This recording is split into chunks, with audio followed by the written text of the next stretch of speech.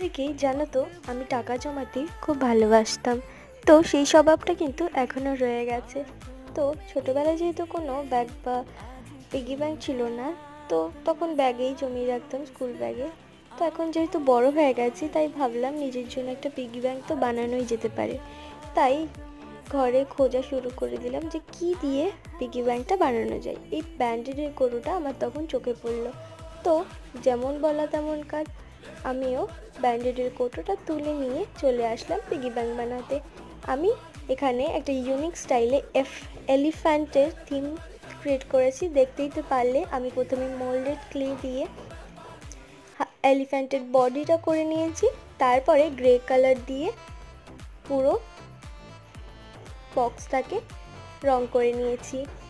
তারপরে মানি লিখে দিয়েছি, ওর হাতে একটা ট্যাগ ধরিয়ে দিয়ে এলিফ্যান্টের।